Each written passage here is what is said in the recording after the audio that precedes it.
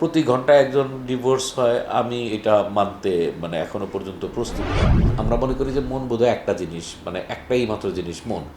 না, মনেরও হাত পায়ের মতো অনেক কন্টেন্ট আছে। হ্যালুসিনেশন মানে যে জিনিস নাই সেটাকে অনুভব করা। নাহলে আসক্তিও তো খারাপ না। আপনি যদি পড়াশোনায় কেউ আসক্ত হয়, কেউ যদি বই পড়তে আসক্ত হয়, তাতে তো আপনি খারাপ বলবেন না। মোবাইল হলো বর্তমান সময়ে সম্মোহনের মতো।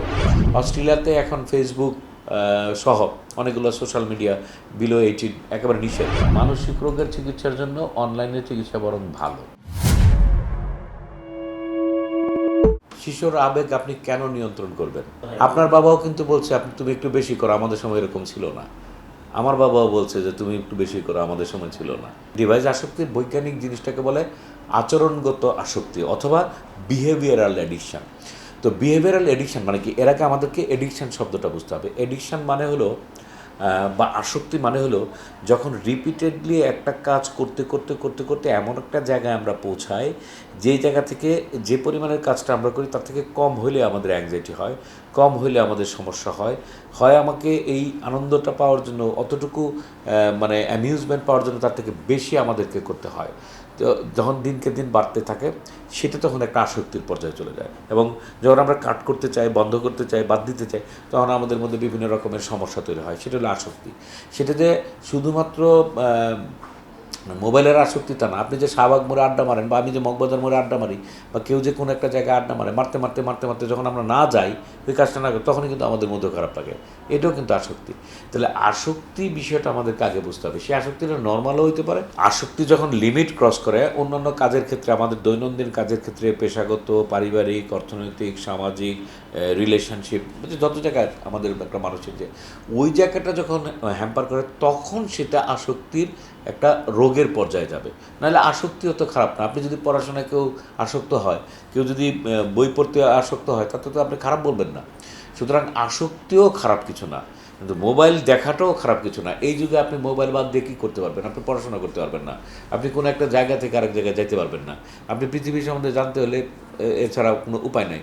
ইনফরমেশান আপনি বাদ দেওয়ার কোনো উপায় নেই। এখনকার এই চ্যাট জিপিটি থেকে শুরু করে ইন্টারনেটে আর্টিফিশিয়াল ইন্টেলিজেন্স থেকে শুরু করে সব কিছুতে আপনার এখানে যেতে হবে।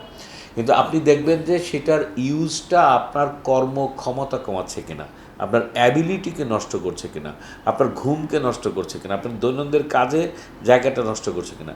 যদি সেটা আপনি নোটিশ করেন, তাহলে আপনার প্রথম কাজটা হলো, যার জন্য মোবাইল না তাকে আপনি মোবাইল দিবেন না। ড্রাগ এডিকশন না, যে কোনো এডিকশানের নাম্বার ওয়ান কজ হলো অ্যাভেলেবিলিটি। যে জিনিস নাই সেই জিনিসের এডিকশন নাই। আপনার যে জিনিস নাই সেই জিনিস, বাংলাদেশে এমন অনেক মানে মাদক আছে যেটা বাংলাদেশে নাই, তাহলে আপনি ওটার এডিকশন তো আপনি চাইলেও করতে পারবেন না। সুতরাং যে জিনিস নাই সেটার এডিকশন নাই, এটা হলো সিম্পল কথা। তা আপনাকে যদি মোবাইল আসক্তি বন্ধ করতে হয়, তাহলে যার মোবাইল প্রয়োজন নাই তাকে আপনি মোবাইল দেবেন না। আবার যার মোবাইল প্রয়োজন আছে কিন্তু কতটুকু ইউজ করবে, কেন ইউজ করবে, সে নলেজ নাই, লার্নিং নাই, তখন সেটা বেশি হয়ে যায়। আর একটা কথা মনে রাখেন, মোবাইল হলো বর্তমান সময়ে it is like a hypnotism process, hypnosis বা সম্মোহনের মতো। এবং একদিনের বাচ্চা থেকে, 10 দিনের বাচ্চা থেকে শুরু করে যারা চোখে দেখে, বুঝে, পৃথিবীটাকে দেখে, জানে, এরকম মানুষ থেকে মরার কাছাকাছি মানুষ, যে অসুস্থতাই হোক অথবা বয়সের কারণেই হোক বা অন্য কোনো, প্রত্যেকটা মানুষের জন্য মোবাইলের ভিতরে এখন কন্টেন্ট নাই এমন কোনো মোবাইল নাই, এমন কোনো বিষয় নাই যে ইন্টারনেটের মাধ্যমে বা বিভিন্নভাবে আপনার জন্য কন্টেন্ট আছে, আমার জন্য কন্টেন্ট আছে, স্টুডেন্টের জন্য কন্টেন্ট আছে, একদিনের বাচ্চার তো আর হয় না, 1 মাসের বাচ্চার জন্য কন্টেন্ট আছে, 1 বছরের বাচ্চার জন্য কন্টেন্ট আছে, 5 বছরের বাচ্চার জন্য কন্টেন্ট আছে, 70 বছরের লোকের জন্য কন্টেন্ট আছে, 100 বছরের লোকের জন্য কন্টেন্ট আছে, এবং এমন কন্টেন্ট আছে যে আপনি 24 ঘন্টাও যদি ঘুরতে থাকেন তাও শেষ হবে না। তো তার মানে জিনিসটা অ্যাভেলেবল। এখন এটাকে আপনি কীভাবে প্রহিবিট করবেন, কীভাবে বন্ধ করবেন, কীভাবে কন্ট্রোল করবেন, সেটা আমাদের দায়িত্বের মধ্যে পড়তে পারে, যে আমরা আসলে কীভাবে কন্ট্রোল করবো কার কাছ থেকে। যে আপনি যার যতটুকু দরকার ততটুকু দেওয়ার অভ্যস্ততা তৈরি করতে হবে। কারণ মোবাইলটা তো, আপনি যখন একটা মোহের মধ্যে ঢুকবেন, আপনি একটা ক্রিকেট খেলা দেখতেছেন, আপনার ভালো লাগতেছে, খেলাটা এমন একটা পর্যায়ে আসে, কেউ যদি এসে হঠাৎ করে বলে যে আমি নিউজ দেখবো, আপনার কি ভালো লাগবে বিষয়টা? তো সুতরাং আপনি যখন একটা মোমেন্টামের মধ্যে যাবেন, তখন তো তার খারাপ লাগবেই। তার থেকে আপনাকে বলতে হবে যে সেই মোমেন্টামে সে যাবে কিনা, সেই অতটুকু পর্যন্ত সে করবে কিনা। যখন করবে, তার পরে যদি আপনি তাকে ঠেকান, বকা দেন, তাহলে তো তারও খারাপ লাগবে। আর যদি কমাইতে চান তাহলে তার সাথে ওইভাবে চুক্তি করে করে আস্তে আস্তে কথা বলে বলে বলে বলে কমায় নিয়ে আসতে হবে। হঠাৎ করে আপনি বন্ধ করে দিলেন, এটাও আপনার ঠিক হবে না। মানে ধাম করে মন চাইলো যে আপনি এতদিন পর্যন্ত একটা ইউজ করছে, কালকে সকাল থেকে বলবেন যে তোমাকে আবার মোবাইল দিব না। হ্যাঁ, এটাও করা যেতে পারে, এক্সট্রিম হলে সেটা করা লাগতে পারে। এক্সট্রিম হলে যদি মানে চিকিৎসার পর্যায়ে পর্যন্ত অ্যাবস্টিনেন্স, মানে যেটা আমি একটু আগে বলছিলাম, না থাকলে অ্যাডিকশন হবে না। আর এমনি বলে অ্যাবস্টিনেন্স, অ্যাবস্টিনেন্স মানে হলো গিয়ে নাই, মানে না করা, মানে বাদ দেওয়া। তো সেটা করলেও আচরণ কমে আসবে, সেই আচরণটা কমে আসবে। তো মোবাইল দেখা তো একটা আচরণ, সেটাও কমে আসবে। কিন্তু সেটা হঠাৎ করে করলে তার ইম্পালসিভিটি বাড়বে, রাগ বাড়বে, মেজাজ খারাপ বাড়বে। তার থেকে যদি গ্রাজুয়ালি করা সম্ভব হয় সেটা করতে হবে, অথবা যদি প্রথমেই তাকে ওই হিসাবের মধ্যে আনা সম্ভব হয় যে না, তুমি এতটুকু করতে পারবে, এতটুকু করতে পারবে না। যেমন অস্ট্রেলিয়াতে এখন ফেসবুক সহ অনেকগুলো সোশ্যাল মিডিয়া বিলো 18 একেবারে নিষেধ, একেবারে বন্ধ করা আছে। অস্ট্রেলিয়ার অনেকগুলো জায়গায় আছে, তা আপনি আপনাদের দেশে করতে পারেন। সিজোফ্রেনিয়া একটা রোগ। সিজোফ্রেনিয়া শব্দের স্কিজ শব্দের অর্থ হলো সিজোফ্রেনিয়া। এই যে সিজ, এটার অর্থ হলো গিয়ে স্প্লিট, মানে খুলে যাওয়া, মানে ভাগ হয়ে যাওয়া। তো আমাদের তো মন, আমরা মনে করি যে মন বোধহয় একটা জিনিস, মানে একটাই মাত্র জিনিস মন। না, মনেরও হাত পায়ের মতো অনেক কন্টেন্ট আছে। যেমন মেমোরি, আমরা মনে রাখার চেষ্টা করি। যেমন ইন্টেলিজেন্ট, মানে বুদ্ধিমত্তা। যেমন ধরেন যে লার্নিং, আমরা শিখি। যেমন কগনিশন, বোধ।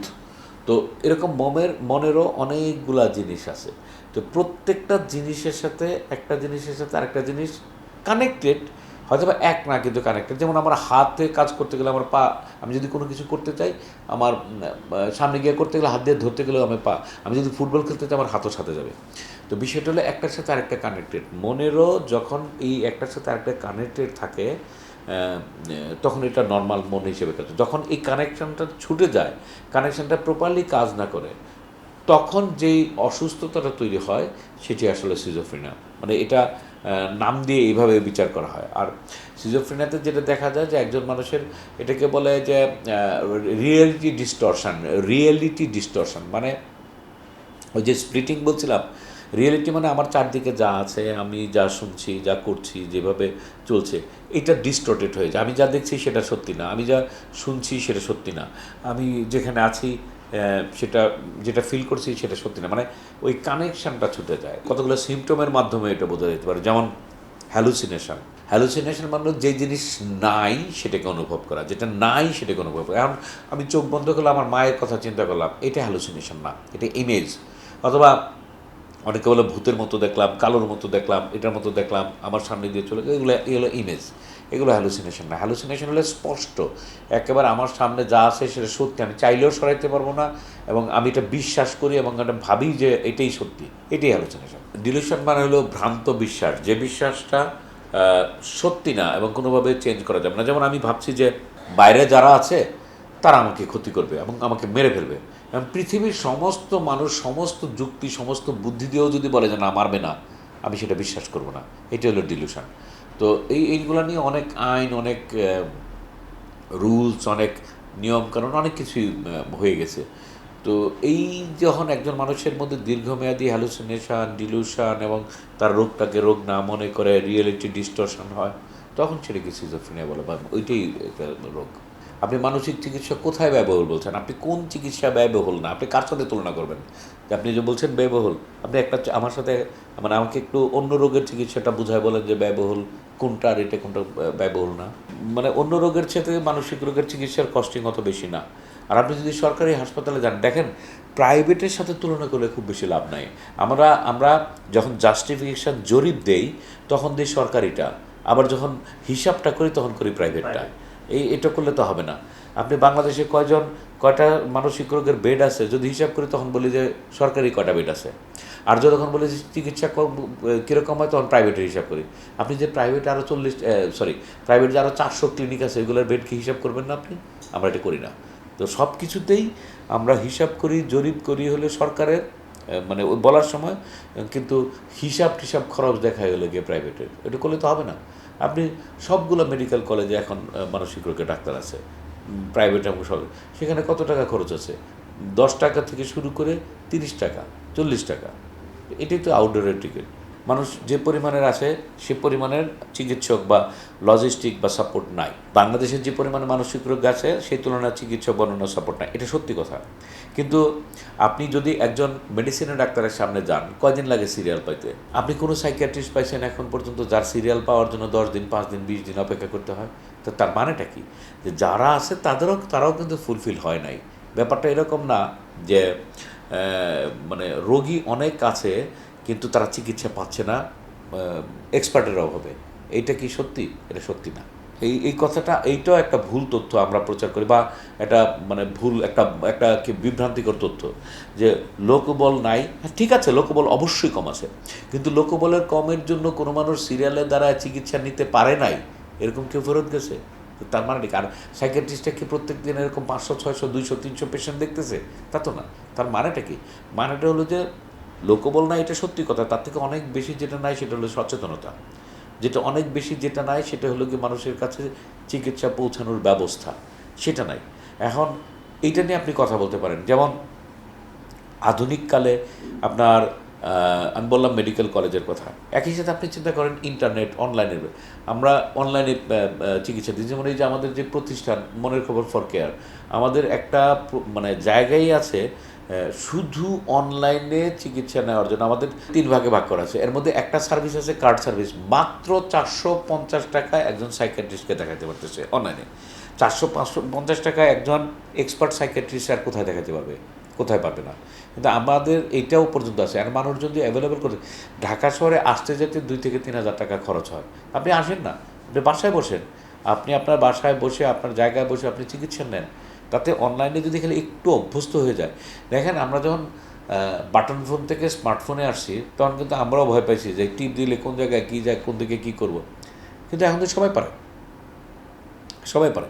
তো অনলাইনের চিকিৎসার বিষয়টা যদি একটুখানি সচেতন হয়ে যায় আপনাদের মিডিয়ার মাধ্যমে, আপনাদের মাধ্যমে যদি এই বিষয়গুলো মানুষের কাছে একটু পৌঁছানো যায়, যেটা খুব একটা সহজ প্রসেস, এবং বাড়িতে বসে আপনি চিকিৎসাটা নিতে পারতেছেন, তাহলে এই যে চেম্বারের সামনে বসে থাকা, রাস্তায় যানজটের মধ্যে আসা, একটা রোগীকে 3 জন নিয়ে আসা, যিনি আসেন ওনার কাজ বন্ধ করে আসা, যাতায়াত, আসা যাওয়া, সময়, টাকা নষ্ট, যানজট, এগুলো সব কমে যাবে।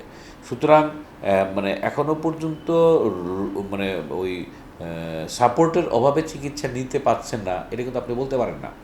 আপনাকে বরং আমাদেরকে বলতে হবে যে আরও ইজিলি চিকিৎসা নিতে পারেন অনলাইনে বা এই সমস্ত জায়গায়।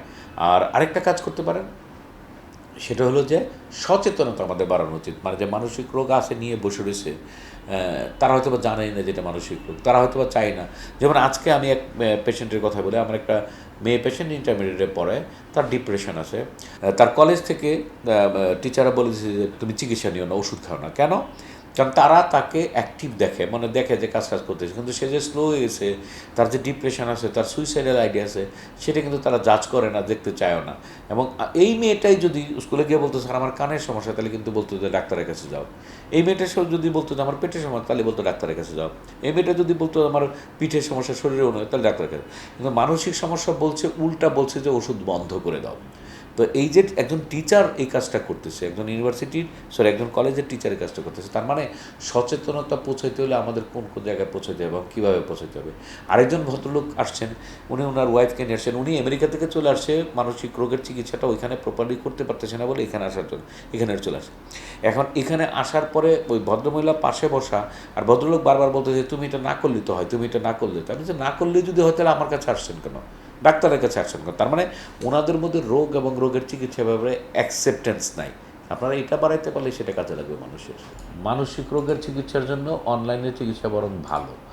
কেন? যেমন ধরেন এই সিস্টেমটা করা হয়েছে শুধু অনলাইনের চিকিৎসা দেওয়ার জন্য। এই যে ধরেন একটু পরে আমি এই রোগীটা দেখব, মচিউর রহমান, আপনি দেখেন যে আমি যখন এখানে ঢুকতেছি উনিও ওই দিক থেকে ঢুকতেছে।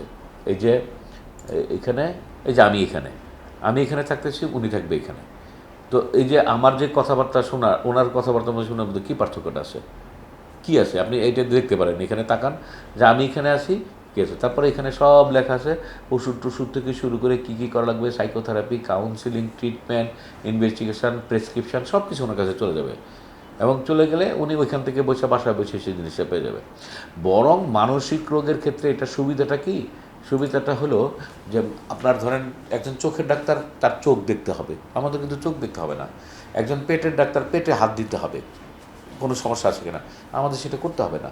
একজন সার্জারি ডাক্তার সার্জারি করতে গেলে কাছে যেতে হবে, গাইনি ডাক্তার পেটের বাচ্চা দেখতে হবে, দাঁতের ডাক্তার দাঁত দেখতে হবে। তা আমাদের কিন্তু সেটা করা লাগবে না। আমরা যদি প্রপারলি সুন্দর করে হিস্ট্রিটা নিতে পারি তাহলে প্রপারলি চিকিৎসাটাও করা সম্ভব। এটা আমাদের অ্যাডভান্টেজ। তো মানসিক রোগের বিষয়টা সচেতনতা যদি হয়, মানুষ অনেক বেশি উপকৃত হবে যদি প্রপারলি ইন্টারনেটের ব্যবহারটা আমরা এনশিওর করতে পারি, মানুষকে ভয়টা কাটা দিতে পারি। ডিপ্রেশন তো এরকম না যে এটা আড্ডা মারতে গেলাম, এটা একটা রোগ। আপনার আগে রোগ মনে করতে হবে। রোগ মনে করলে রোগ থেকে বাঁচার উপায় চিকিৎসা করা, আপনি চিকিৎসা করাবেন। সেই চিকিৎসাতে যা যা দরকার আছে তাতেই করতে হবে।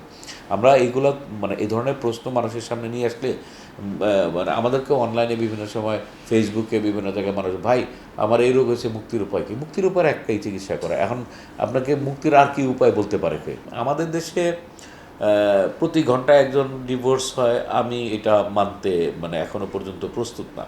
কারণ অত পরিমাণের ডিভোর্স হলে আমার চারদিকে তো খুব বেশি মানুষকে আমি দেখি না যে ডিভোর্স করে করে রাস্তায় রাস্তায় ঘুরতেছে এরকম। কয়জন, আপনি কয়জনকে দেখছেন যে আপনার পরিচিত ডিভোর্সই? সুতরাং এই স্ট্যাটিস্টিক্স, ঘন্টায় একজনের ডিভোর্স হয়, এই স্ট্যাটিস্টিক্স আমি ব্যক্তিগতভাবে মানে খুব বেশি গ্রহণ করি না। অবশ্যই থাকা উচিত জ্বালাপাতি, এখন আগের থেকে বাড়ছে। আপনি দেখেন সমস্ত প্রাইভেট মেডিকেল কলেজে কিন্তু এখন মানসিক রোগ বিভাগ আছে এবং ডাক্তার আছে। অনেকগুলো প্রাইভেট মেডিকেলে এখনও একটু এদিক সেদিকগুলো ম্যাক্সিমামই আছে। আবার আরেকটা জিনিস দেখেন, আপনি হিসাবটা করছেন কিন্তু সরকারি, আপনি যে কথাটা বলছেন সেই কথাটা কিন্তু সরকারি, যে সবগুলো উপজেলা জেলা লেভেলে সাইকিয়াট্রিস্ট বা মানসিক রোগের চিকিৎসক থাকাতে, এই কথাটা করতে আসছে সরকারি জায়গায়। কিন্তু আপনি এমন কোনো জেলা দেখাইতে পারবেন যেখানে এখন সাইকিয়াট্রিস্টরা প্র্যাকটিস করে না? আপনি বাংলাদেশের কোন জেলায় এখন আছে যারা মানসিক রোগের চিকিৎসা পায় না? প্রত্যেকটা জেলাতেই আছে। হ্যাঁ, শুধুমাত্র গভর্নমেন্টের হিসাব যদি আপনি করেন তাহলে তো হবে না, আপনি প্রাইভেট সেক্টরটা বাদ দিতে পারেন না।